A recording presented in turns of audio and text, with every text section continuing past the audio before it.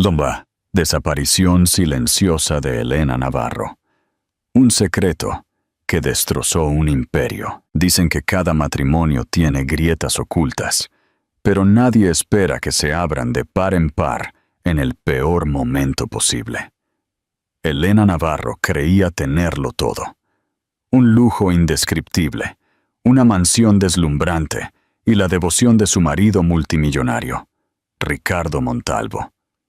Pero en una sola noche, descubrió un secreto devastador que la dejó sintiéndose traicionada, vulnerable y completamente sola.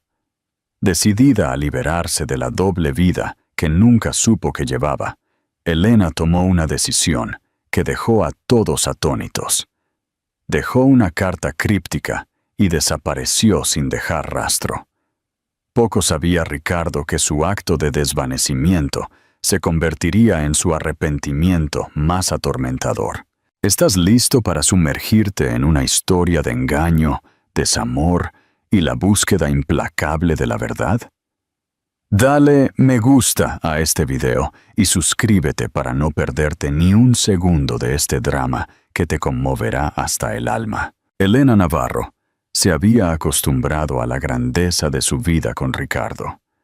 Desde fuera, su matrimonio era digno de un cuento de hadas.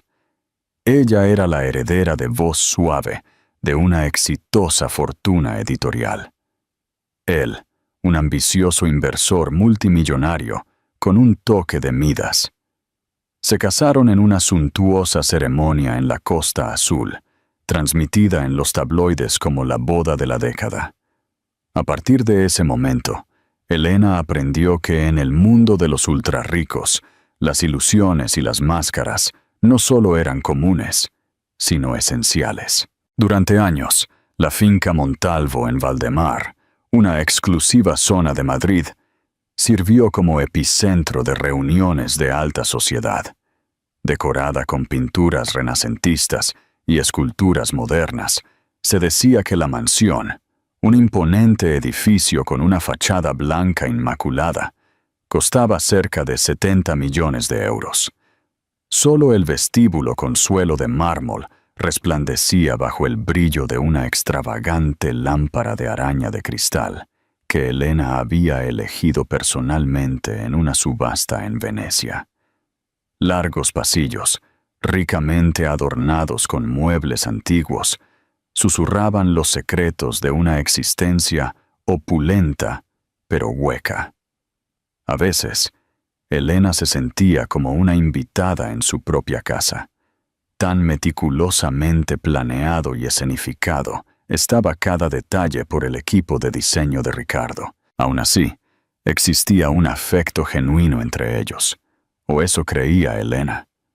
Compartían cenas a altas horas de la noche preparadas por chefs con estrellas Michelin, y se escapaban a pizzerías del centro para disfrutar de una porción de la famosa pizza de pepperoni madrileña.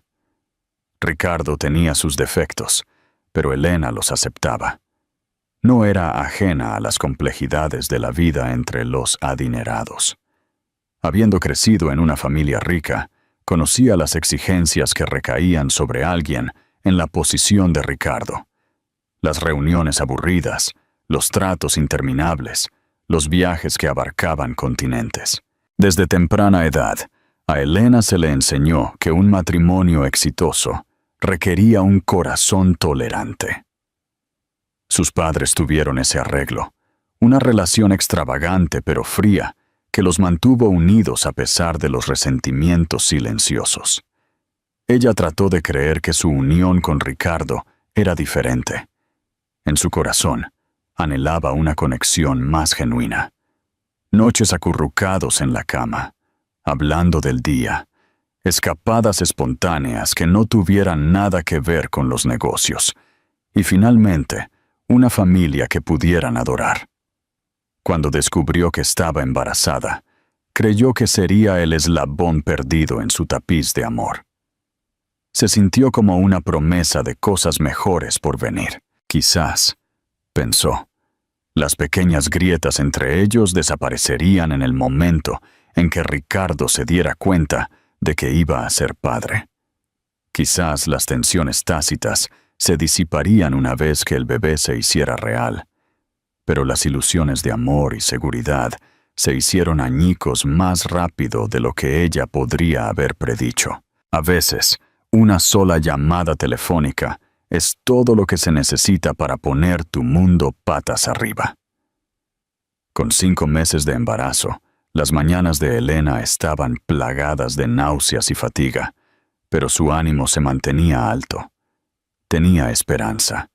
Se imaginaba a Ricardo como un padre cariñoso, acunando a su hijo en brazos, leyendo cuentos antes de dormir y forjando el tipo de vínculo familiar que ella alguna vez no tuvo. En una fría mañana de noviembre, mientras una brisa fresca agitaba las ventanas, Elena estaba hojeando los catálogos de muebles para la habitación del bebé en su estudio del segundo piso. Temas pastel brillantes o blancos neutros. Estaba indecisa. Podía imaginar el suave arrullo del bebé resonando en la elegantemente decorada guardería. Las posibilidades parecían infinitas y emocionantes. Su asistente personal, Sara Ramos, llamó suavemente a la puerta. Tenía en sus manos una pila de correspondencia y paquetes del correo de la mañana. Entre las cartas e invitaciones habituales, Elena vio un sobre de un hospital de Barcelona, dirigido oficialmente al señor Ricardo Montalvo. Le llamó la atención porque los proveedores de atención médica conocidos de Ricardo estaban todos en Madrid o Valdemar, no en Barcelona. Inmediatamente, la inquietud le punzó la nuca. ¿Podría ser una solicitud filantrópica? ¿Una nueva asociación o evento que Ricardo estuviera financiando? Trató de ignorar la leve ansiedad, pero algo en el fondo de su estómago le dijo que lo abriera. Con manos temblorosas, abrió cuidadosamente el sobre. Dentro había una sola hoja de papel de la clínica privada de una reconocida obstetra, la doctora Sofía Romero. Contenía una factura por chequeos prenatales y una serie de análisis de laboratorio. No estaban a nombre de Elena. En ese momento, el mundo pareció girar sobre su eje. Leyó las palabras «paciente Ariadna Domínguez» y la fecha de parto, que indicaba un embarazo cercano al suyo. El nombre del padre en los registros era Ricardo Montalvo. ¿Podría ser una horrible confusión? ¿Un error administrativo? Leyó la página. La dirección era definitivamente el apartamento de Barcelona que Ricardo a veces usaba en viajes de negocios. El nombre del padre estaba deletreado. Ricardo A. Montalvo. No había duda de a quién pertenecía. El corazón de Elena latía tan violentamente que se sintió desfallecer. Un escalofrío de traición le recorrió las venas. Trató de agarrarse al reposabrazos de su silla mientras miraba el papel, sin comprender. Esto no era posible. Tenía que ser una estafa, un robo de identidad, cualquier cosa menos la verdad. Las lágrimas le empañaron la vista. Cuando Sara preguntó si todo estaba bien, Elena forzó una sonrisa tensa y mintió descaradamente. Dijo que era solo un error de facturación, que ella se encargaría. Pero Sara notó la voz temblorosa de Elena y sus labios apretados. ¿Está segura, señora Montalvo? Perfectamente bien, dijo Elena, recogiendo rápidamente la carta y guardándola. Por favor, déjame sola por ahora. Necesito hacer una llamada. Elena paseó por el estudio, teléfono en mano, sin estar lista para marcar a Ricardo. Tenía que calmarse o nunca obtendría las respuestas que necesitaba. Colocó su mano libre sobre su vientre, tratando de calmar su respiración por el bien de su hijo nonato. Recordó todas esas noches en que Ricardo llegaba tarde a casa, citando negocios o los fines de semana. Él afirmaba que tenía vuelos urgentes para negociaciones de emergencia. Ella le había creído porque ese era su papel. Cónyuge que apoya, esposa que confía. Ahora, con cada timbre, su corazón latía con un ritmo agónico. Cuando Ricardo finalmente contestó, el ruido del tráfico y el viento al otro lado sugerían que estaba afuera. La saludó cordialmente. Solo escuchar su tono familiar casi la hizo sollozar. Ricardo, lo primero que necesito es que vengas a casa. Ahora, dijo, la voz temblorosa a pesar de sus mejores esfuerzos. Elena, cariño, estoy en medio de una reunión en el centro de Madrid. ¿Puede esperar? No, respondió, con voz de acero. Es urgente. Incluso a kilómetros de distancia, Ricardo pudo sentir su angustia. Accedió a regresar lo antes posible. Para cuando llegó, Elena había vuelto a leer la carta tantas veces que se había memorizado cada línea. Se sentó en su dormitorio, envuelta por el calor de las llamas de la chimenea, pero sintiéndose desesperadamente fría por dentro. Ricardo irrumpió por la puerta, el rostro marcado por la preocupación. ¿Qué pasa? ¿Estás bien? ¿Es el bebé? Elena lo miró, con los ojos hundidos. Sin decir una palabra, le entregó el sobre. El rostro de Ricardo perdió todo color en el momento en que vio su nombre. Sus labios se entreabrieron, pero ningún sonido salió por un segundo. Ella nunca lo había visto tan desprevenido, como un niño pillado infraganti, cometiendo una terrible fechoría. Elena, comenzó, con voz ronca. No es lo que piensas. Ella soltó una risa amarga. Ni siquiera sabes lo que pienso. ¿Por qué no me ilustras? ¿Quién es Ariadna Domínguez y por qué tiene un bebé con tu nombre? Él parecía consternado, mirando la chimenea, la puerta, a cualquier parte menos directamente a ella. Fue un error, finalmente murmuró, todavía aferrándose al papel. Tuvimos una aventura, pero terminó. Lo juro, terminó. Simplemente, nunca pensé que se quedaría embarazada. No sabía cómo decírtelo. Todo el cuerpo de Elena tembló de ira y desesperación. «Me estás diciendo que tienes otro bebé en camino, cuando sabes que estoy de 5 meses de embarazo de nuestro hijo». Las lágrimas le brotaron a los ojos, pero se negó a dejarlas caer. Tenía que mantener algo de dignidad, aunque solo fuera por la pequeña vida que crecía dentro de ella.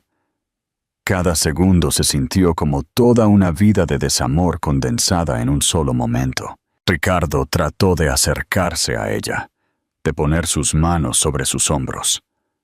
«Elena, lo siento muchísimo», susurró con voz ronca. «Fui un estúpido. No significó nada. Ariadna era... Yo solo estaba solo. Y ella...» Elena lo apartó, furiosa. «Solo. Me tienes a mí, a tu esposa embarazada. Y si estabas solo, podrías haberme hablado. En cambio, te escabulliste a mis espaldas. Lo destruiste todo». En ese momento, el glamour de su vida carecía de sentido. Los suelos de mármol, las lámparas de araña de cristal, las cenas lujosas, todo era hueco frente a tal traición. Elena sintió como si los cimientos de su mundo se hubieran agrietado irreparablemente. ¿Crees que Elena debería haber perdonado a Ricardo? Deja tu comentario abajo y comparte tu opinión. A altas horas de la noche, Elena se encerró en el dormitorio de arriba, que una vez fue una habitación de invitados, aunque, irónicamente, ahora se sentía como una invitada en su propia vida. Se negó a compartir cama con Ricardo, quien paseaba fuera de la puerta cerrada, disculpándose, rogándole que lo dejara entrar. Puso una lista de reproducción de música clásica suave, esperando que calmara el tumulto de sus pensamientos. Pero la tormenta dentro de ella seguía desatada, entre sollozos que la sacudían por completo. Elena tomó su diario encuadernado en cuero. Lo había comprado mientras estaban de luna de miel en Mallorca, un cuaderno rosa pastel que pretendía usar para recuerdos alegres. Sin embargo, ahora se convirtió en un confidente silencioso de su angustia más profunda. Escribió las muchas preguntas que corrían por su mente. ¿Por qué me engañó? ¿Fue mi culpa? ¿Qué pasa con nuestro bebé? ¿Podría volver a confiar en él? Cada pregunta era una daga clavada en su corazón. Dormir era imposible, así que se encontró deambulando por la casa al amanecer, recorriendo los pasillos como un fantasma.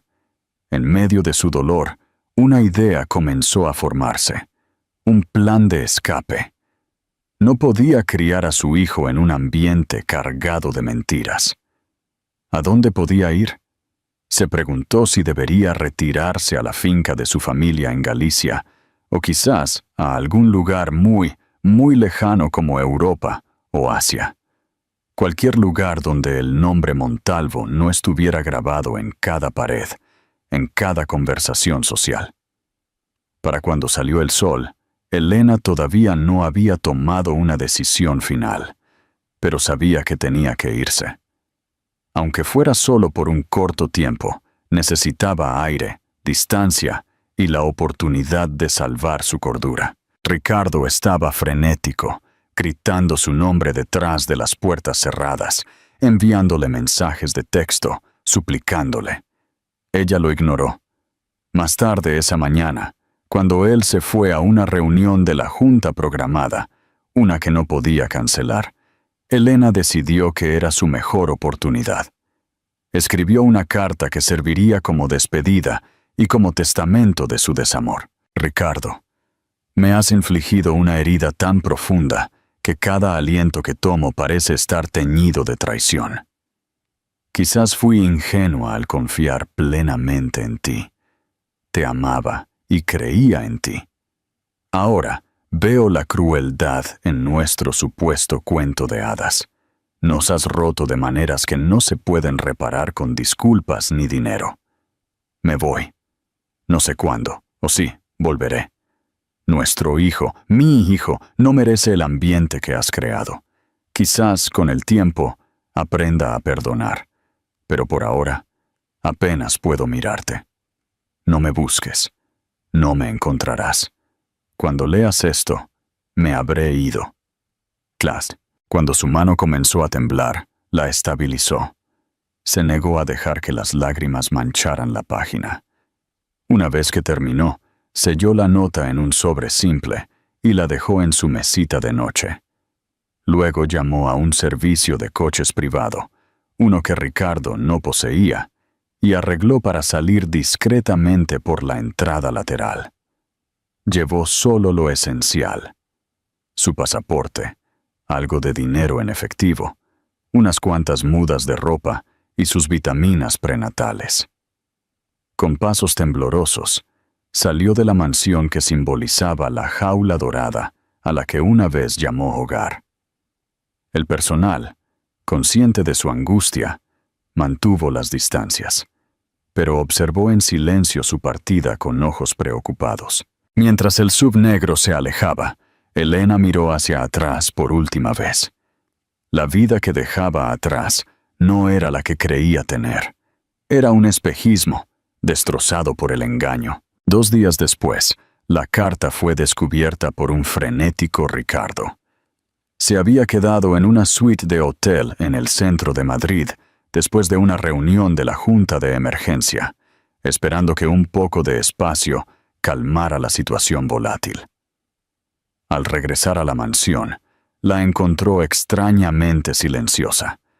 Cuando preguntó al personal por Elena, mantuvieron la voz baja, temerosos de revelar demasiado, solo diciendo que se había ido en un coche. Al principio, Ricardo asumió que simplemente había ido a la finca de sus padres en Galicia, pero cuando llamó a su madre, Isabel Olivares, ésta exigió respuestas que él no pudo proporcionar. Elena no estaba allí, Y si Isabel abrigaba alguna ilusión de la lealtad de Ricardo, estas fueron rápidamente desmanteladas por el veneno en su voz. Preso del pánico, Ricardo recorrió todas las habitaciones de la mansión hasta que encontró el sobre sellado en su mesita de noche. Sus palabras le quemaron la mente. No me busques, no me encontrarás. Se dejó caer al borde de la cama, carta en mano, sintiéndose más impotente que nunca en su vida. Era un hombre acostumbrado a controlar el resultado de tratos de millones de euros, a orquestar el futuro de corporaciones enteras. Sin embargo, no podía localizar a su propia esposa.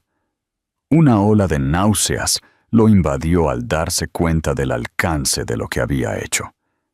Siempre se había dicho a sí mismo que la aventura con Ariadna Domínguez era intrascendente, que era una mera distracción del estrés de los negocios. Nunca tuvo la intención de crear una segunda familia, nunca tuvo la intención de destruir su matrimonio. Ahora, todo se estaba descontrolando. Su hijo, el bebé nonato de Elena, también se había perdido para él. La casa, antes llena de la promesa de una nueva vida, se sentía hueca y acusatoria. En los días siguientes, Ricardo intentó todos los recursos a su disposición para localizar a Elena. Llamó a investigadores privados, usó la influencia de sus consultores de seguridad e incluso ofreció dinero para mantener el silencio al personal que pudiera revelar pistas. Revisó transacciones con tarjetas de crédito, registros de vuelos, retiros bancarios, pero todo resultó infructuoso. Elena fue mucho más ingeniosa de lo que él pensó.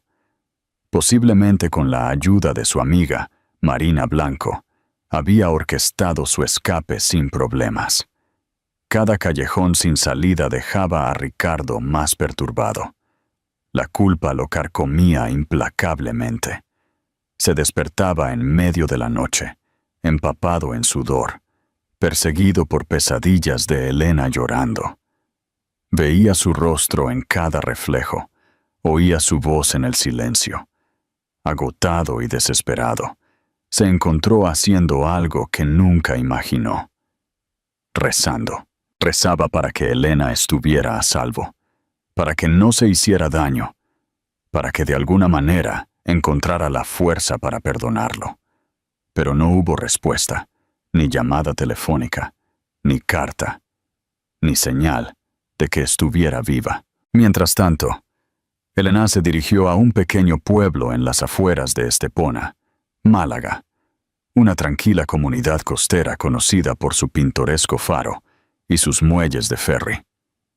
Lo eligió porque era lo más lejos que podía llegar de Madrid sin salir de la España peninsular. Era un lugar al que ni su familia ni Ricardo tenían ningún vínculo. La constante llovizna y los cielos cubiertos se ajustaban a su estado de ánimo. El anonimato se sintió como un bálsamo para su alma herida. Alquiló una modesta casa rural a una anciana viuda llamada Marta García, que la había anunciado para viajeros de temporada. Marta, aunque curiosa sobre el pasado de Elena, aceptó su vaga historia de necesitar un lugar tranquilo para concentrarse en su escritura. En esa pequeña casa rural, Elena comenzó el doloroso proceso de reconstrucción. Cada mañana se levantaba temprano, se preparaba té e intentaba encontrar consuelo en el suave pataleo de su bebé nonato, un recordatorio de la vida que estaba decidida a proteger. Comenzó a escribir en su diario de manera más extensa, derramando su desamor y confusión en cada página. Para cuando tenía 6 meses de embarazo, el cuerpo de Elena exigía aún más atención. Encontró un obstetra local, el doctor Javier Soto, un hombre amable con el pelo canoso y una sonrisa cálida. Aunque no la interrogó, percibió su estrés y le recomendó que viera a una consejera especializada en depresión pre- y postnatal. Durante su primera sesión, la consejera, la doctora Paula Hill, que casualmente compartía el mismo nombre que la doctora de Ariadna en Barcelona, aunque era una persona completamente diferente, hizo la pregunta que Elena más temía. «Cuéntame sobre el padre del bebé». Los ojos de Elena se llenaron de lágrimas. Quería olvidar que existía un padre, que su hijo era la mitad de él. «Es alguien en quien una vez confié», susurró, con voz ahogada. Cada día era una prueba de su determinación. Aunque a veces echaba de menos los lujos, un chofer, un ama de llaves, la mejor atención médica que el dinero podía comprar. Valoraba la libertad de caminar por la playa sin ser reconocida. Se sentaba en un banco frente al mar, veía los ferries cruzar el estrecho y se imaginaba una vida más sencilla. A veces, la brisa del océano se llevaba sus lágrimas antes de que siquiera le llegaran a las mejillas. ¿Crees que Ricardo realmente se arrepentía o solo le preocupaba su reputación? Danos tu opinión en los comentarios. De vuelta en el mundo de Ricardo, los acontecimientos se estaban desarrollando de una manera que él nunca anticipó. Con Elena desaparecida, Ariadna Domínguez vio una oportunidad para afirmar su posición. A diferencia de Elena, Ariadna era una mujer ambiciosa, que usaba su relación con Ricardo para avanzar en su propia posición. Mientras Ricardo había tenido la intención de mantener a Ariadna oculta, la repentina desaparición de Elena la envalentonó a exigir más. Quería el reconocimiento de estar vinculada a un multimillonario. Quería seguridad financiera, una vida glamorosa y un apellido respetado para su hijo nonato. Empezó a llamar a Ricardo sin cesar, presentándose sin previo aviso en las oficinas de Montgomery Capital Investments, en el centro de Madrid, causando chismorreo entre el personal. Para Ricardo, la presencia de Ariadna era un recordatorio constante de su traición. Trató de mantener a Ariadna financieramente, con la esperanza de mantenerla satisfecha y callada. Le compró un ático en Barcelona, estableció fideicomisos para el niño y pagó cada cita prenatal. Sin embargo, Ariadna no se contentaba solo con dinero. Insistía en su implicación emocional. Quería que la acompañara al médico, que le frotara los pies por la noche, que le asegurara que no era un secreto sucio. Pero cada vez que la veía el dolor insoportable que le había infligido a Elena. Esta nueva dinámica lo ahogaba en la culpa. Había dividido efectivamente su vida en dos: la búsqueda infructuosa de Elena por un lado, y las obligaciones paternales forzadas con Ariadna por el otro. Algunas noches se encontraba durmiendo en su oficina o en un hotel local para evitar las exigencias de Ariadna. Llamaba a agencias de investigación privada para ver si había alguna pista sobre el paradero de Elena. No aparecía ninguna. La primera pista importante llegó en forma de una transacción financiera sospechosa: un retiro del fideicomiso personal de Elena. Había sacado 50.000 euros en efectivo de un banco en Málaga. No era una prueba concluyente de dónde estaba, pero era algo. Así que Ricardo se subió a su jet privado y voló a Málaga, con la esperanza de localizarla. Pero incluso allí se encontró con puertas cerradas y regulaciones de confidencialidad. El banco se negó a entregar imágenes de video sin una orden judicial. Sus intentos de sobornar a los empleados fracasaron. Todo lo que tenía era una cronología de días y una posible pista de un motel local. Para cuando llegó allí, Elena ya se había ido, presumiblemente a su tranquila casa rural en Estepona, completamente ajena a que Ricardo estaba cerca. Mientras conducía sin rumbo fijo por las calles lluviosas, se dio cuenta de lo imposible que podría ser encontrarla, si realmente no quería que la encontraran. El arrepentimiento lo oprimía como una pesada piedra. Durante años, se enorgullecía de ser un hombre que podía arreglar cualquier cosa con dinero, poder o influencia. Ahora, ninguna de esas herramientas podía recuperar a la única persona que necesitaba desesperadamente. Pasó otro mes, llevando a Elena a su 7º mes de embarazo. Las tareas diarias se habían vuelto agotadoras, pero ella persistió, decidida a mantenerse independiente. Tomó prestados libros de la biblioteca sobre el parto y la crianza, devorando cada capítulo con ansiosa determinación. Compró ropa de bebé en tiendas de segunda mano locales, queriendo evitar sospechas al no usar sus tarjetas de crédito para compras importantes. A veces, Elena sentía punzadas de soledad que casi la llevaban a contactar a su familia. Se preguntaba por su madre, que podría estar frenética de preocupación. Recordó a su padre, que falleció años atrás, y lo decepcionado que estaría de verla luchando sola. Y luego estaba Ricardo. A pesar de su ira, hubo momentos fugaces y dolorosos, en los que echaba de menos la reconfortante curva de sus brazos a su alrededor. Pero cada vez que su corazón se ablandaba, recordaba la humillante traición. Una tarde, mientras regresaba de un chequeo prenatal, se sintió mareada, colapsando momentáneamente en los escalones de su casa rural. Vecinos preocupados llamaron a una ambulancia. En el hospital, le dijeron que sufría de deshidratación y presión arterial elevada. Sirvió como un recordatorio impactante. Llevaba una carga preciosa, y su estrés ponía en peligro tanto su salud como la del bebé. Atrapada por el miedo, se dio cuenta de que no podía hacer esto completamente sola. Confió en Marta García, su casera, quien la ayudó a cuidarla durante unos días de reposo. Marta compartió sus propias historias de desamor y pérdida, forjando un vínculo tranquilo con Elena. A través de estos tiernos momentos, Elena encontró focos de esperanza. No todos en el mundo estaban allí para traicionarla.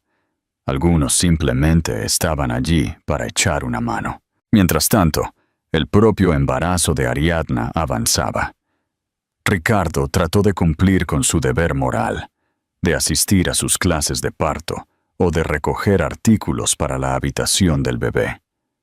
Sin embargo, todo se sentía forzado, como una sombría farsa. Ariadna era muy consciente de su ambivalencia. Lo incitaba a mudarse con ella, a asistir a eventos sociales, pero él siempre ponía excusas. A medida que comenzaron a circular rumores de que Elena Navarro había desaparecido en circunstancias sospechosas, Ariadna se deleitó con el protagonismo. Filtró en secreto historias a pequeñas revistas de chismes, pintando a Ricardo como un padre indiferente que ahuyentó a su esposa. Se presentaba como la nueva pareja, la futura madre de su único hijo, omitiendo voluntariamente la existencia del embarazo de Elena. Ricardo estaba furioso. «Me estás haciendo parecer un monstruo», le dijo a Ariadna durante una acalorada discusión en su ático. Ella se encogió de hombros, cruzándose de brazos. «Quizás si hicieras lo correcto por mí, no tendría que ir a la prensa». Esa noche, después de salir furioso del lugar de Ariadna, Ricardo se sentó en su coche durante 1 hora, luchando contra las lágrimas de rabia y dolor. Se dio cuenta de que había tomado una serie catastrófica de decisiones. Fantaseaba con salir de esta pesadilla, regresar a un momento en que tenía a Elena a su lado, y eran felices antes de que la traición se colara en su matrimonio. Pero ese tiempo se había ido. Le quedaron las manipulaciones de Ariadna, una esposa desaparecida, y el hijo nonato, que sentía que perdía día a día. Desesperado, Ricardo contrató a Jorge Alcázar, un experimentado investigador privado con un historial impecable. Jorge tenía experiencia en las fuerzas del orden y se enorgullecía de un código de ética inquebrantable. Al principio, Jorge desconfiaba de trabajar para el multimillonario, famoso por sus controversias, pero finalmente, por una suma sustancial y la posibilidad de un cierre genuino para Elena, aceptó. Durante semanas, Jorge rastreó registros de vuelos, alquileres de coches y posibles casas de seguridad.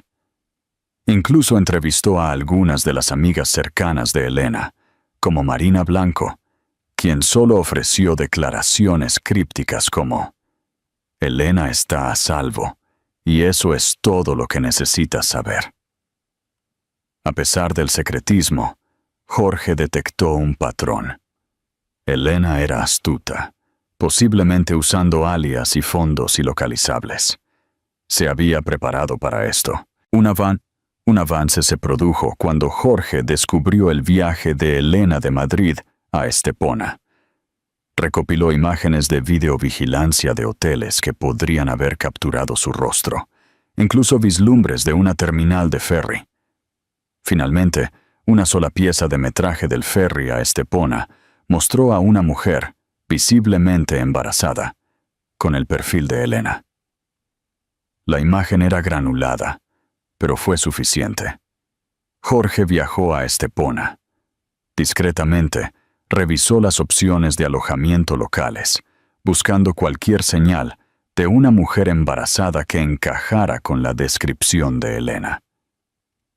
Después de días de búsqueda infructuosa, se topó con un vecino mayor que recordaba a una dulce chica embarazada de fuera, que se alojaba en una pequeña casa rural. Con sutiles preguntas, confirmó que el nombre de la mujer era Elena. El golpe final de suerte llegó cuando la vio en persona, saliendo de una tienda de comestibles local.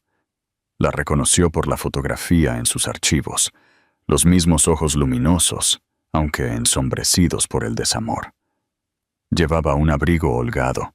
Su vientre llevaba inconfundiblemente un niño. Se veía más frágil, más delgada en la cara. Jorge la observó desde la distancia, sin hacer ningún movimiento para acercarse a ella. Anotó la dirección a la que caminaba y confirmó su dirección. Se enfrentó a un dilema. ¿Debería informar a Ricardo de inmediato o debería hablar primero con Elena? Al final, sus propios principios lo guiaron. Jorge llamó a la puerta de su casa rural esa misma tarde. Ella respondió, su expresión inmediatamente temerosa. Sí. Se quitó el sombrero, revelando una mirada de simpatía. Señora Navarro, mi nombre es Jorge Alcázar. Soy un investigador privado contratado por su marido. Ella intentó cerrar la puerta, pero Jorge suavemente puso una mano para detenerla. Él no sabe que estoy aquí todavía, dijo suavemente. Está desesperado por encontrarla, pero quiero respetar sus deseos. ¿Puedo entrar? Solo para hablar. Elena dudó. Algo en el tono serio y los ojos amables de Jorge la hicieron ceder. Él la siguió adentro. La sala de estar era pequeña, llena de cajas a medio empacar y artículos de bebé. Ella lo invitó a sentarse, aunque su lenguaje corporal hablaba mucho de su desconfianza. ¿Qué quieres?, preguntó, cruzando los brazos protectoramente sobre su vientre. Necesito saber si estás a salvo, dijo Jorge simplemente. Tu marido está preocupado. Teme por tu salud. Ni siquiera está seguro de si sigues embarazada. Los ojos de Elena brillaron con ira y desesperación. Sí, sigo embarazada. Gracias a él, no. Jorge asintió solemnemente. Mira, no estoy aquí para defenderlo. Por lo que entiendo, Cometió algunos errores terribles, pero todavía está preocupado por ti. Si quieres permanecer oculta, lo respetaré. Solo necesito confirmar que estás bien. Entonces puedo cerrar este caso y decirle que te deje en paz, si ese es tu deseo. Las lágrimas brotaron de los ojos de Elena. Había querido tanto romper lazos, permanecer oculta, pero una parte de ella necesitaba un cierre. Nunca esperó que un investigador privado le pidiera su perspectiva, que la viera como algo más que una persona desaparecida. Con palabras temblorosas, habló por primera vez sobre la traición, sobre Ariadna, la carta, su desesperación por proteger a su bebé nonato de un ambiente construido sobre mentiras. Jorge escuchó atentamente, empatizando en silencio. Cuando terminó, mamá ofreció una simple declaración. No revelaré tu ubicación si no quieres que lo haga. Le diré que estás viva y a salvo, pero es posible que siga buscándote. Está decidido. Ella bajó la mirada al suelo, con la voz quebrada. No sé si alguna vez lo perdonaré, pero yo no quiero verlo. Jorge asintió. Entonces, eso es lo que le diré. De vuelta en Madrid, Jorge le dio a Ricardo la noticia. La encontré, y está a salvo. Está embarazada de su hijo, y parece estar bien médicamente. El alivio de Ricardo era palpable. ¿Dónde está? Dime, Jorge, por favor. Jorge negó suavemente con la cabeza. Ella no quiere ser encontrada. Dijo específicamente que no quiere verte. Quiere paz para concentrarse en su embarazo. Una parte de Ricardo quería enfurecerse, amenazar, usar todos los medios de coacción, pero algo en la mirada severa de Jorge lo detuvo. Ricardo había hecho suficiente daño. Todo lo que pudo hacer fue hacer una última pregunta. ¿Está feliz? Jorge hizo una pausa, considerando sus palabras. Está saliendo adelante, sanando, diría yo. Pero esto ha sido extremadamente difícil para ella, señor Montalvo. Ricardo asintió, con las lágrimas asomando. Gracias, susurró. En las semanas siguientes, trató de demostrar que no era el mismo hombre imprudente. Detuvo los intentos de Ariadna de arrastrar su nombre por los tabloides, emitiendo advertencias legales contra ella si continuaba. Ariadna estaba furiosa, acusándolo de haberla descartado. Pero Ricardo dejó claro que, si bien apoyaría económicamente al hijo que había engendrado, no se vería obligado a tener una relación. Mientras tanto, un torbellino de escándalo rodeó a Montalvo Capital. Los miembros de la junta directiva estaban preocupados por la estabilidad de Ricardo. Los precios de las acciones fluctuaron. Los accionistas amenazaron con destituirlo como CEO. Fue entonces cuando Ricardo hizo un anuncio sorprendente en una conferencia de prensa. Se tomaría una licencia de las operaciones diarias para centrarse en sus asuntos familiares. Por una vez, el hombre que había construido su imperio sobre una ambición imparable estaba dando un paso atrás. Se estaba volviendo hacia adentro, buscando terapia, tratando de expiar los errores que destrozaron su matrimonio. Quizás era demasiado tarde. Quizás no. Solo el tiempo lo diría. ¿Crees que Richard realmente cambió? ¿Un hombre puede redimirse de errores tan grandes? Queremos escuchar tu opinión. Con 8 meses de embarazo, a Elena se le rompió la bolsa prematuramente en una noche de tormenta. Marta García la encontró doblada de dolor, temblorosa, con la respiración entrecortada y aterrorizada. Marta llamó al 112. Elena fue trasladada de urgencia al hospital más cercano, con las sirenas sonando a través de las cortinas de lluvia. Los médicos descubrieron una complicación, preeclampsia, una condición de presión arterial alta que podría ser potencialmente mortal tanto para la madre como para el niño. Elena fue llevada de urgencia a una cesárea de emergencia. Sola y aterrorizada, apenas escuchó el pitido frenético de los monitores y el bullicio del personal médico a su alrededor, pidiendo más suministros, más médicos. Nunca se había sentido tan vulnerable. Entre las oleadas de dolor, susurró un nombre. Ricardo, no por amor o anhelo, sino por una necesidad primal de consuelo. Las enfermeras trabajaron rápidamente, y después de lo que pareció una eternidad, el llanto de un recién nacido resonó en la estéril sala de operaciones. Un frágil bebé fue traído al mundo, anunciando su llegada con delicados e insistentes quejidos. Elena entraba y salía de la conciencia. En su nebulosa, escuchó voces amables que le decían que el bebé respiraba, que era pequeño pero estable. Luchó por mantener los ojos abiertos para ver el milagro que había llevado. Cuando finalmente lo vislumbró, diminuto, envuelto en una manta, lágrimas de alivio y asombro corrieron por sus mejillas. Pero su calvario no había terminado. La preeclampsia causó una hemorragia intensa y Elena entró en estado crítico. El equipo médico luchó por estabilizarla. Durante unas horas angustiosas, no se sabía si lo lograría.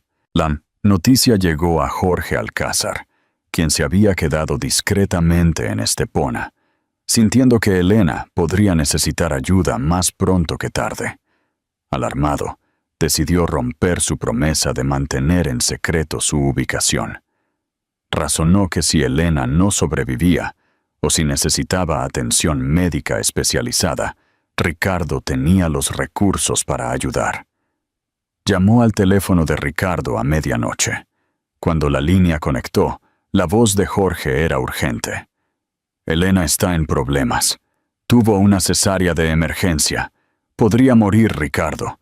Está en el Hospital General de Estepona.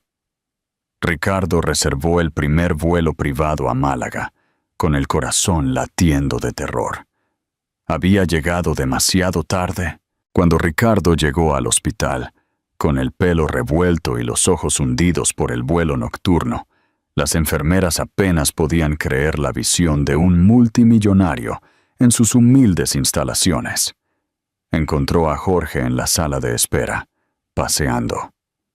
«Está en cirugía», le informó Jorge. «El bebé está en la UCI. Es prematuro, pero estable». Por un momento, la gravedad de la paternidad tronó por las venas de Ricardo. Un hijo, su hijo, yacía en una unidad de cuidados intensivos neonatales, luchando por su vida. Elena, su esposa, estaba en estado crítico. El arrepentimiento pesaba más que nunca. Se llevó las palmas de las manos a la cara. Las lágrimas se le escapaban. Horas después, un médico cansado salió de la sala de operaciones. «Señor Montalvo». La voz del médico era suave pero firme. «Su esposa está en recuperación. Logramos controlar la hemorragia y bajar su presión arterial. Aún no está fuera de peligro, pero por ahora está estable». El alivio inundó a Ricardo, aunque la culpa aún se enroscaba en su corazón como una serpiente. Asintió, con las lágrimas empañando su visión. El médico ofreció una sonrisa vacilante. «Es posible que esté inconsciente por un tiempo. Puede ver a su hijo en la UCI, si lo desea». Tembloroso por la adrenalina, Ricardo siguió al médico por un pasillo. A través de las paredes de cristal de la UCI, vio una pequeña incubadora, donde yacía una pequeña forma, un bebé con tubos y monitores, luchando valientemente. Una enfermera lo guió para que se lavara las manos, se pusiera una bata y se acercara con cuidado. En el momento en que posó los ojos en su hijo, todo lo demás se disolvió. El escándalo, Ariadna, la riqueza. Nada importaba más que esa vida frágil, un remolino de cabello negro, puños cerrados y párpados temblorosos. Ricardo colocó una mano cautelosa contra la incubadora, las lágrimas goteando sobre el suelo estéril. Susurró con voz ronca: «Eres tan hermoso». Ni siquiera sabía su nombre. Elena nunca se lo había dicho.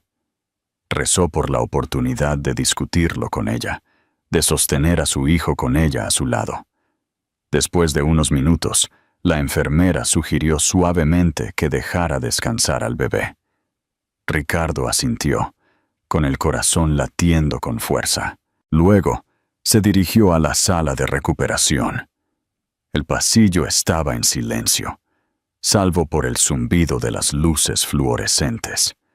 Una enfermera comprensiva le indicó la habitación de Elena. Al entrar, se quedó paralizado. Elena yacía pálida e inmóvil, con tubos saliendo de sus brazos y una mascarilla de oxígeno sobre la boca. El pitido del monitor cardíaco era una constante seguridad de que seguía viva. Ricardo sintió una avalancha de arrepentimiento. La mujer que una vez fue vibrante, que solía bailar con él en galas y reír con sus bromas, ahora parecía tan frágil. Lentamente se acercó a su cama, se arrodilló y le tomó la mano. «Lo siento», susurró, con voz entrecortada. «Por favor, vuelve a mí. Por favor. Si no es por mí, entonces por nuestro hijo». No supo cuánto tiempo se quedó allí, hablándole suavemente, las lágrimas ahogándole cada dos frases. Las enfermeras venían periódicamente a revisar sus signos vitales, ofreciéndole sonrisas amables, quizás conscientes del desamor que saturaba esa habitación. 2 días después, los ojos de Elena se abrieron a una luz suave y estéril. Se sentía débil, drogada, desorientada.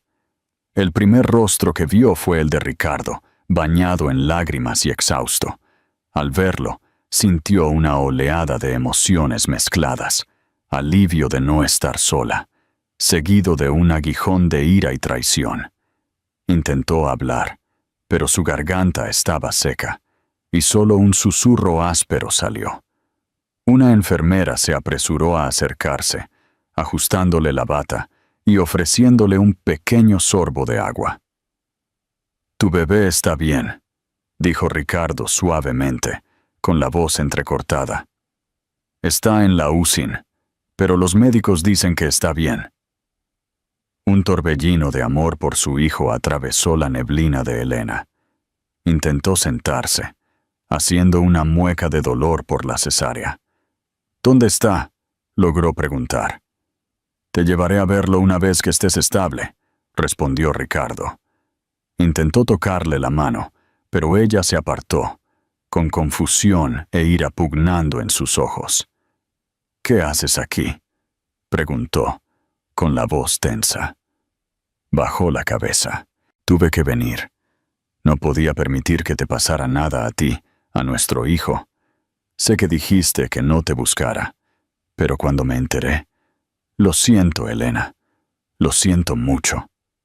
Su cuerpo tembló, en parte por la anestesia, en parte por el torbellino de dolor. «No tienes derecho a estar aquí», susurró, con lágrimas formándose. «Te dije que me dejaras en paz». Él asintió, las lágrimas brillando en sus propios ojos. «Lo sé, y me iré si eso es lo que quieres. Pero por favor, déjame ayudarte a superar esto. Déjame estar ahí para nuestro hijo». Ella estaba dividida.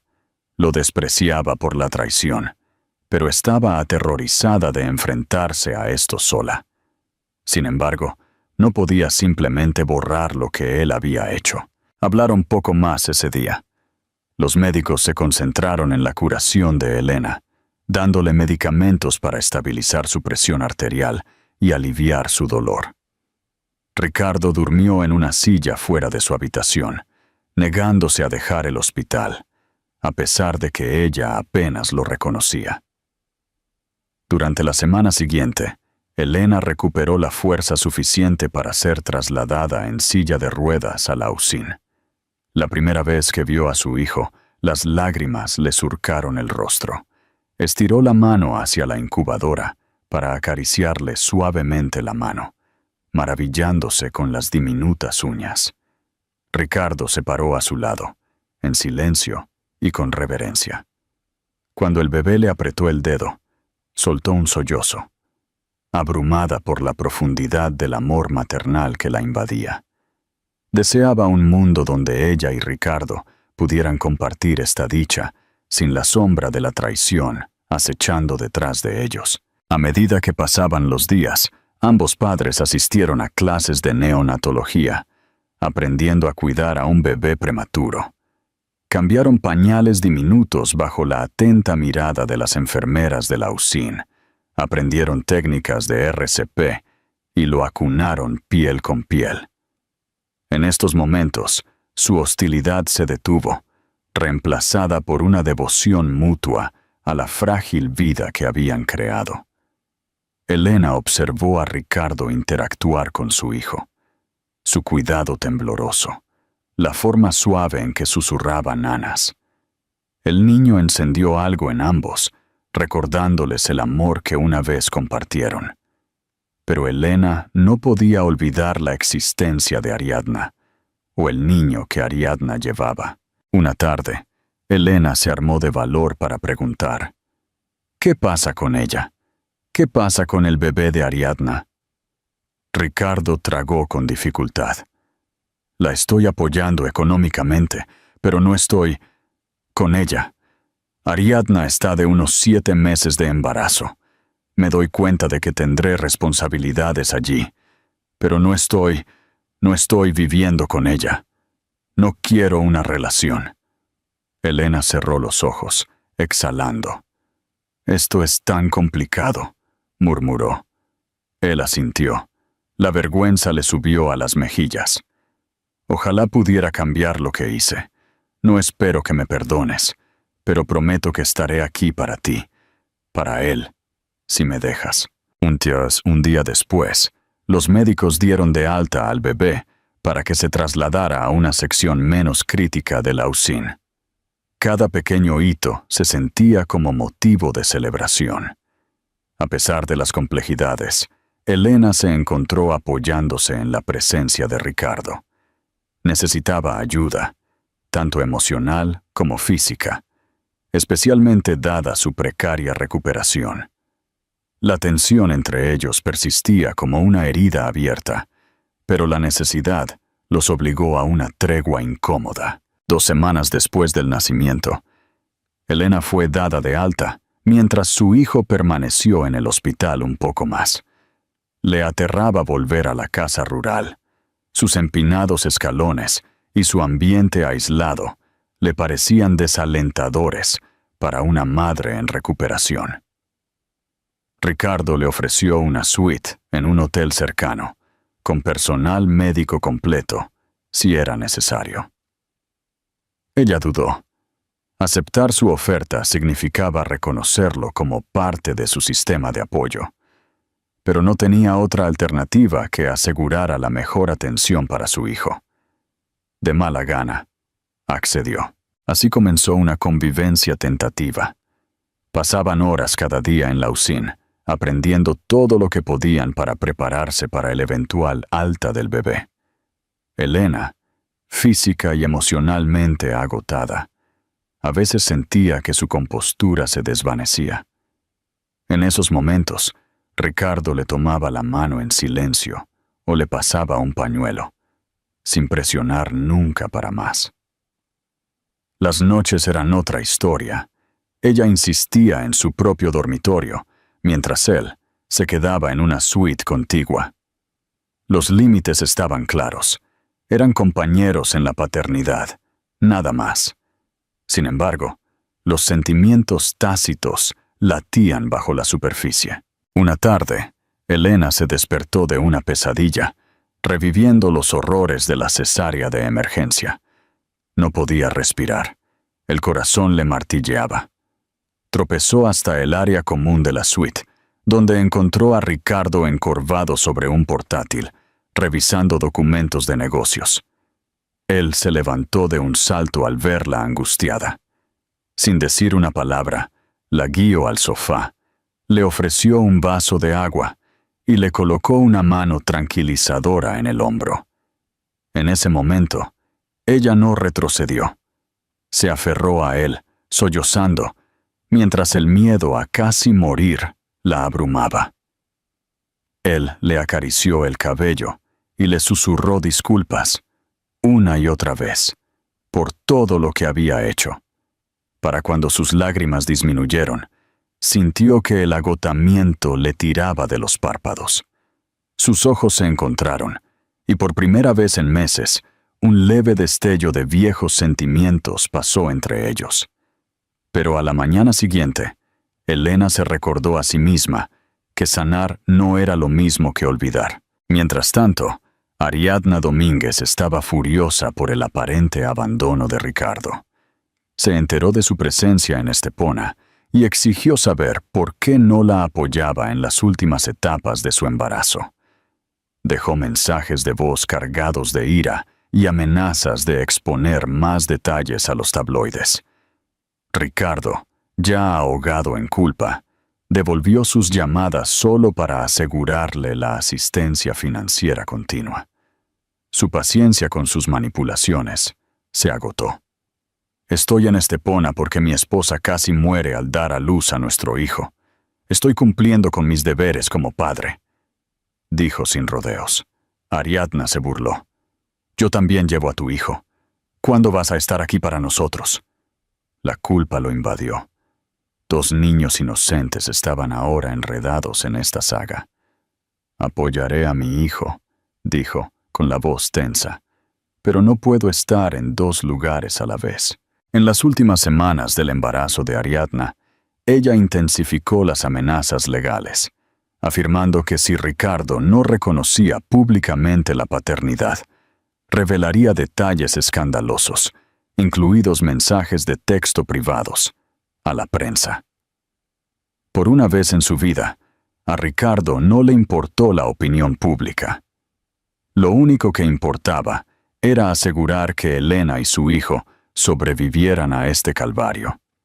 Aún así, por el bien del niño nonato, trató de mantener la paz, asignando abogados para manejar las demandas de Ariadna. Se llegó a un acuerdo discreto. Ariadna recibiría un estipendio mensual sustancial y un fideicomiso para el bebé, condicionado a la firma de un acuerdo de confidencialidad. Ella accedió de mala gana, aunque su resentimiento persistió. El bebé, a quien Elena y Ricardo finalmente llamaron Nicolás, fue dado de alta del hospital a las 6 semanas de edad. Sosteniendo a su bebé en brazos, Elena sintió una oleada de amor que eclipsó su dolor persistente. Nicolás era diminuto pero fuerte, con ojos alertas y curiosos. Regresar a la casa rural ya no era una opción para Elena. El lugar era demasiado remoto todavía. Ella no estaba lista para regresar a Valdemar y a la vida que había dejado atrás. Insegura de su siguiente paso, se encontró apoyándose en los recursos de Ricardo por necesidad. Alquilaron una modesta casa adosada cerca del hospital, para que Nicolás pudiera estar cerca de sus especialistas pediátricos. Si bien el arreglo estaba destinado a ser temporal, los forzó a un ritmo doméstico. Tomas nocturnas, cambios de pañales, nanas a medianoche. A través de cada momento compartido, la tensión se mezclaba con una profunda ternura. A medida que las semanas se convirtieron en meses, Elena notó cambios en Ricardo. Se había vuelto más introspectivo, menos dominante. Ya no había llamadas de negocios frenéticas cada media hora, ni vuelos constantes a reuniones lejanas. Se centró en la salud de Nicolás, en la recuperación de Elena y en asistir a sesiones de terapia con un terapeuta local especializado en conflictos matrimoniales. Fue en una de esas sesiones de terapia donde Elena finalmente dejó salir parte de su ira contenida. Con palabras temblorosas, relató cada detalle de su desamor, las lágrimas cayéndole al regazo. Ricardo escuchó sin defensas, reconociendo cada acusación con cruda honestidad. Habló de sus propias inseguridades, de cómo temía no ser suficiente y de cómo había buscado validación de la peor manera posible. No era una justificación, pero ayudó a Elena a ver al ser humano imperfecto detrás de la traición. «No estoy segura de si alguna vez volveré a confiar en ti», confesó. «Al menos no como antes». Ricardo tragó con dificultad. «Lo acepto. Sé que tengo que ganarme cualquier medida de confianza. Si lleva toda una vida, que así sea». 3 meses después del nacimiento de Nicolás, una llamada telefónica inesperada interrumpió el delicado equilibrio. Ariadna había dado a luz a una hija, Cassandra, prematuramente, enfrentando complicaciones similares. A pesar de su relación tensa, Ariadna contactó a Ricardo, desesperada. Su bebé necesitaba atención especializada que su hospital local luchaba por proporcionar. Aunque Elena ardía de celos al mencionar a Ariadna, entendió que una niña inocente estaba en problemas. Vio la angustia en el rostro de Ricardo. Sabía que ignorar la súplica de Ariadna lo condenaría a una vida de culpa. Finalmente, Elena hizo algo que la sorprendió incluso a ella misma. Lo animó a ir, a asegurarse de que la niña recibiera la atención adecuada. Con vacilación, Ricardo se fue a Barcelona. Organizó el transporte médico de primer nivel para la recién nacida de Ariadna. Se quedó el tiempo suficiente para confirmar el estado de Cassandra, estabilizada bajo especialistas pediátricos. Luego, decidido a demostrar su sinceridad, regresó a Estepona en una semana. Durante su ausencia, Elena se encontró echando de menos su presencia más de lo que esperaba. Se vislumbró reflejada, sosteniendo a Nicolás, recordando las noches en que Ricardo estaba detrás de ella, guiando sus manos. Se dio cuenta de que, incluso si su matrimonio nunca se recuperaba por completo, valoraba tener un compañero para compartir la carga de la crianza. Cuando Ricardo regresó, exhausto, tuvieron una larga conversación. «Cassandra está estable», le informó. «Viajaré a Barcelona periódicamente para verla. Se lo debo». Elena asintió. Su mirada se desvió hacia Nicolás, que dormía plácidamente en sus brazos. «No puedo negarte eso», dijo suavemente. Los días que siguieron estuvieron llenos de una especie de aceptación apagada. Entendieron que el futuro era complicado, pero también reconocieron que estaban unidos por el amor a su hijo, un amor que eclipsaba los restos del pasado. El punto de inflexión final llegó en un cálido día de verano, 6 meses después del nacimiento de Nicolás. Elena, ahora más fuerte y segura en su papel de madre, decidió que necesitaba visitar a su familia en Galicia para arreglar algunos puentes. Invitó a Ricardo a acompañarla, insegura de si era la elección correcta. Llegaron a la finca de su madre. Las tensiones flotaban en el aire. Isabel Olivares, con el rostro serio, estaba esperando con los brazos cruzados. Pero en el momento en que vio a Nicolás, su estoicismo se derritió. Tomó a su nieto en brazos, las lágrimas asomando. Miró a su hija, que estaba torpemente al lado de Ricardo. En un momento privado, Isabel confrontó a su yerno. «Confié en ti la felicidad de mi hija y la has fallado terriblemente». «Lo sé», dijo Ricardo, con la cabeza baja, «y pasaré el resto de mi vida tratando de corregirlo». Su madre lo estudió durante un largo momento. Si Elena puede encontrar en su corazón perdonarte, entonces yo también lo haré. Pero será mejor que no la traiciones de nuevo. No habrá una tercera oportunidad. Ricardo asintió, con lágrimas en los ojos. Esa noche, en la tranquilidad de una habitación de invitados, Elena le hizo la pregunta que le rondaba en el corazón. ¿Todavía me quieres? Sus ojos se llenaron de lágrimas. Con todo lo que me queda, susurró. Lamento que haya tenido que perderte para darme cuenta de lo mucho que significabas para mí. Ella suspiró, acunando a Nicolás contra ella. No estoy segura de si nuestro matrimonio puede salvarse, admitió, pero por su bien, estoy dispuesta a intentarlo. Él le tomó la mano suavemente. Eso es todo lo que puedo pedir. Durante el año siguiente, Elena y Ricardo dieron pequeños pasos hacia la reconstrucción de la confianza. Coparentaron a Nicolás con amor y cuidado. También navegaron por las complejidades de la relación de Ricardo con Cassandra, asegurándose de que ella tuviera el apoyo y la seguridad que merecía, sin infringir los límites emocionales de Elena. Ariadna siguió siendo una presencia persistente, pero se mantuvo mayormente a distancia. Sus interacciones con Ricardo se restringieron al bienestar de su hija. Las sesiones de terapia continuaron.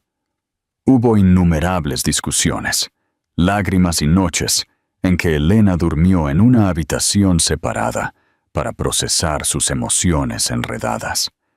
Pero también hubo victorias compartidas. El primer diente de Nicolás, sus primeros pasos, su primer cumpleaños, momentos que les recordaron el vínculo que compartían más allá de todo el dolor. Finalmente, Elena accedió a regresar a Valdemar, bajo sus propios términos.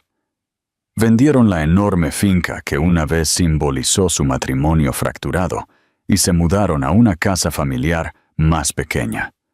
Juntos, decoraron la habitación de Nicolás, llenándola de colores brillantes y diseños caprichosos. Elena insistió en trabajar a tiempo parcial con la editorial de su familia, queriendo independencia y un sentido de sí misma que se extendía más allá de sus papeles como esposa y madre. No fue perfecto. Las sombras de la traición nunca desaparecieron por completo, pero el remordimiento y la dedicación de Ricardo fueron genuinos. A través de actos diarios de construcción de confianza, Elena se dio cuenta de que podía amarlo de nuevo, con cautela, con las lecciones del desamor grabadas en su memoria. Ricardo, por su parte, se apartó de la implacable búsqueda de poder que una vez lo definió. Pasó más tiempo en casa, saboreando los momentos cotidianos.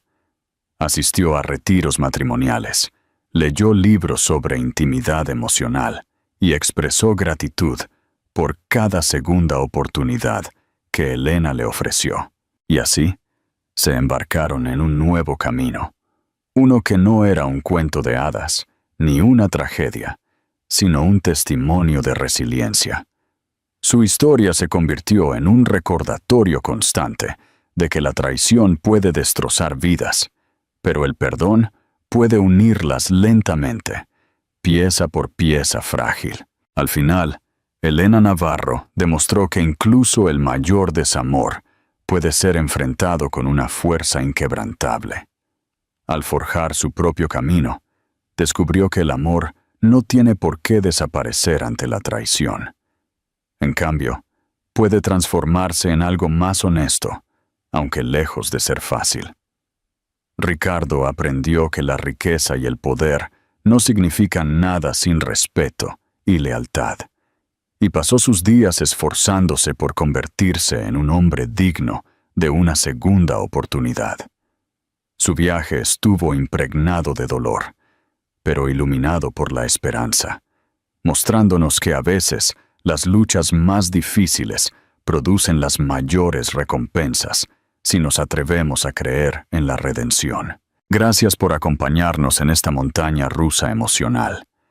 Si encontraste su historia apasionante, conmovedora o simplemente relatable, por favor, dale me gusta a este video, compártelo con amigos que amen un buen drama y suscríbete a nuestro canal para más historias cautivadoras como esta.